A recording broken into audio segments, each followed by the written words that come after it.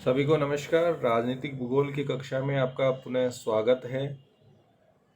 पिछले वीडियो में हमने जो कोर एरिया होता है उसके बारे में चर्चा की।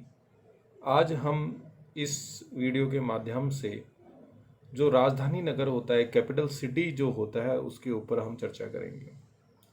कोर एरिया को पहले एक्सप्लेन करने का कारण भी यही रहा था कि कई बार ऐसा देखा गया है और वैश्विक अगर हम देशों का जब अध्ययन करते हैं तो हम ये देखते हैं कि बहुत सारे देशों की जो राजधानी है वो कोर एरिया जो होता है उसी में स्थापित हो जाती है। लेकिन यह कभी भी आवश्यक नहीं है कि सभी कोर एरिया एक राजधानी नगर के रूप में स्थापित हो जाएं, क्योंकि जो कोर एरिया होता है, जो कि एक आर्थिक विकास का आधार होता है या एक विशिष्ट अपनी पहचान भले ही वो रखता है, लेकिन किसी वृहद राज्य में या किसी भी राज्य में एक से अधिक कोर एरिया हो सकते हैं। तो उस स्थिति के अंदर ये सुनिश्चित करना कि कौन से कोर एरिया में राजधानी होगी, यह इन दोनों जो कोर एरिया होते हैं उनकी प्रतिस्पर्धा के ऊपर निर्भर करता है कि प्रतिस्पर्धा के अंदर भी आर्थिक कारण तो महत्वपूर्ण है ही, साथ ही क्या किसी कोर एरिया का अपना कोई ऐतिहासिक, सांस्कृतिक या कोई धार्मिक महत्व उसका रहा हो, साथ ही सामरिक दृष्टिकोण से क्या वह कोर एरिया पूरे राज्य को केंद्राभिसारी शक्तियों के रूप में एक जगह बांध सकता है। इन सब पहलुओं का ध्यान रखा जाता है और इस प्रतिस्पर्धा के आधार पर ही कोई भी कोर एरिया या कोई भी क्षेत्र जो है वो एक राजधानी के रूप में स्थापित हो जाता है। जब हम राजधानी की बात करते हैं तो हमारे दिमाग में किसी भी देश की जो राजधानी होती है उसकी अपनी एक विशिष्ट पहचान होती है, या हम ये कहें किसी भी राज्य की राजधानी उस राज्य का प्रतिनिधित्व करता है, चाहे वो सामाजिक हो, आर्थिक हो, सामरिक हो, सांस्कृतिक हो। सभी दृष्टिकोण से किसी भी राज्य की राजधानी बहुत महत्वपूर्ण होती है और जो राजधानी होती है वो इन विशिष्टताओं के कारण, चाहे वो विधायिका हो, कार्यपालिका हो, न्यायपालिका हो या वैश्विक जो एक दूसरे से संबंध जो स्थापित करता है एक राज्य, तो वहाँ पर उस राजधानी की या उस राजधानी केंद्र की महत्वपूर्ण भूमिका होती है। तो ये राजधानी नगर राजनीतिक भूगोल के अंदर जो अध्ययन किया जाता है उसका कारण भी यही है कि राजनीति को किस तरह से एक राजधानी जो होती है वो नीति निर्माण के अंदर या द्विपक्षीय या बहुपक्षीय संबंधों को स्थापित करने में या वैश्विक भू राजनीतिक संबंधों में किस तरह से अपनी भूमिका का निर्वाह करती है, या किसी भी राज्य की राजधानी का जो ऐतिहासिक पहलू है वो किस तरह का रहा, यह भी राजधानी उस राज्य के संदर्भ में स्पष्ट करती है।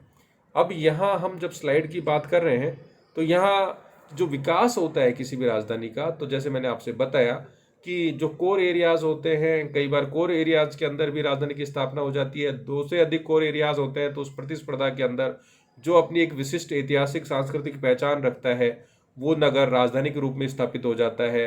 तो यहाँ राजनीति कोर क्षेत्र में अपने राजनीतिक, आर्थिक, सांस्कृतिक आधारों के क्षेत्र से प्रतिष्ठा कर दें तो पूरे क्षेत्र पर अपनी राजनीतिक परम सत्ता को स्थापित करने तथा बनाए रखने में समर्थ हो जाता है।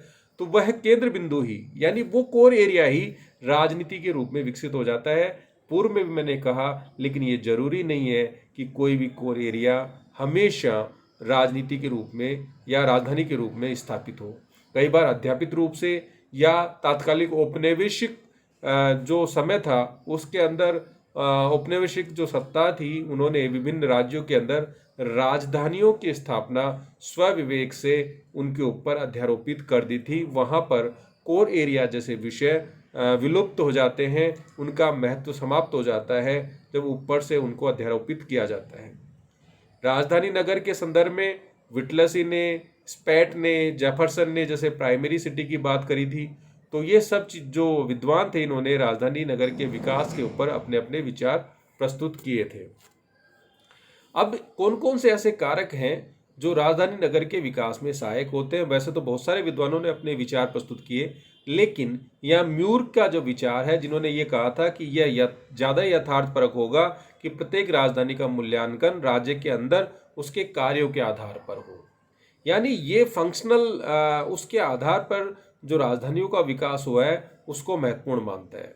लेकिन एक सामान्य अगर हम बात करें तो राजधानी के विकास में एक कौन कौन से कारक हैं? पारंपरिक, ऐतिहासिक, सांस्कृतिक अग्र संपर्क यानी कल्चरल हेड लिंक की बात करते हैं, अग्रवर्ती फॉरवर्ड पोजीशन की बात करते हैं। ये जो बात अग्रवर्ती स्थिति की जो बात की थी, जो अग्रवर्ती स्थिति है, जो फॉरवर्ड पोजीशन जो एक कैपिटल की स्थापना के अंदर सहायक होता है, तो ये जो विचार था सबसे पहले क्रोनिस के द्वारा दिया गया। तो ये कई बार विभिन्न परीक्षाओं के अंदर पूछ लिया जाता है कि फॉरवर्ड कैपिटल का जो विचार था किस विद्वान ने दिया। प्रभुत्व राष्ट्र डोमिनेंट नेशन फैक्टर की बात यहाँ करेंगे, केंद्रीय अवस्थिति कारक, इन कारकों की हम बात करेंगे। तो हम पहले एक एक कारक का थोड़ा संक्षिप्त उसका विवरण कर लें कि जो पारंपरिक जो कारक होते हैं जिनकी बात हम यहाँ पे कर रहे हैं, उसके अंदर ये कहा जाता है कि किसी भी राज्य की जो राजधानी का जो विकास होता है वह राजनीतिक विकास की प्रक्रिया के साथ साथ होता है। यानी वो जो राजधानी होती है वो उन राष्ट्रीय प्रतीकों का, वो अपने धार्मिक जो भावनाएं होती है उनका प्रतिनिधित्व करती हैं, और एक तरह से उस धारणा का सांस्कृतिक, आर्थिक, उसका वहाँ के लोगों के मस्तिष्क के ऊपर एक व्यापक प्रभाव होता है। तो जब वो राजधानी उन पारंपरिक कारकों को आधार में रखते हुए स्थापित कर दी जाती है तो उसको हम पारंपरिक कारकों के रूप में शामिल करते हैं, चाहे वो लंदन हो, पेरिस हो, रोम हो, इन सब को इसी श्रेणी में रखा जाता है। जब हम लंदन की बात करते हैं तो समय समय के ऊपर यहाँ पे विभिन्न आक्रमण हुए, इन्होंने भी आक्रमण किए, इसकी विशिष्ट लंदन की आर्थिक स्थिति रही, या इसका इंग्लैंड का जो कॉन्टिनेंटल जो रिलेशंस थे उनकी बात करें, तो ये सब चीज़ें, ये एक डेंस एरिया से भी रहा लंदन का लंबे समय से। और यहाँ पर जो लंदन के जो कहें कि उच्च वर्ग है या एलिट वर्ग का प्रभुत्व यहाँ पे रहा, तो वो सारे पारंपरिक कारक इस लंदन को एक राजधानी के रूप में स्थापित करने में काफ़ी सहायक रहे।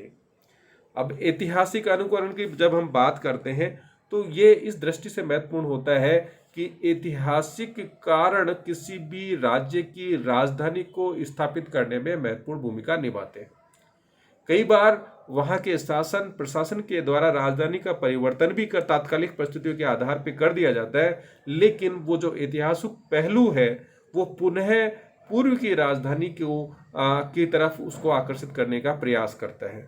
जैसे अगर हम रूस की बात करें तो सेंट पीटर्सबर्ग को राजधानी बनाया गया, लेकिन समय के साथ, या कहें कि तात्कालिक भूसामरिक दृष्टिकोण से देखें, या वहाँ के जनसंख्या के संकेंद्रण को देखें, या जो रूस का जो विस्तार था उसके दृष्टिकोण से केंद्रीय स्थिति को देखें, या तात्कालिक जो पश्चिमी यूरोपियन देशों से एक डिफेंस ऑफ डेप्थ की बात करें, सुरक्षा की बात करें, तो मॉस्को की जो स्थिति थी सेंट पीटर्सबर्ग की तुलना में काफ़ी अच्छी थी।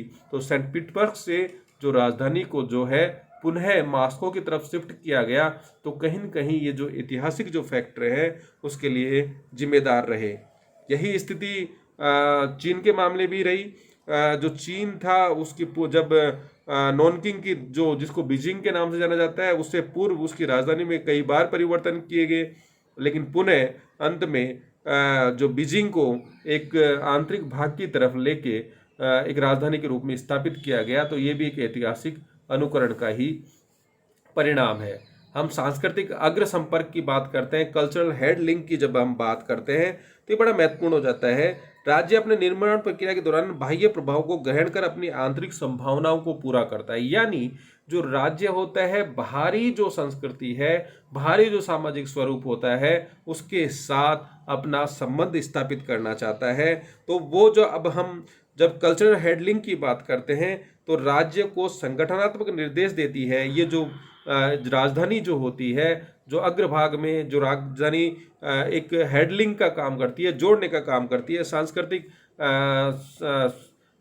समा अवलोकन की बात करती है, या सांस्कृतिक समायोजन की बात जब करती है, तब वहाँ पर इस तरह की राजधानी राज्य को ये निर्देश देती है कि भाई रिसीविंग चैम्बर का काम करे जो स्टेट है, जिससे बाह्य स्थानीय संस्कृति के उद्योग में बदला जा सके।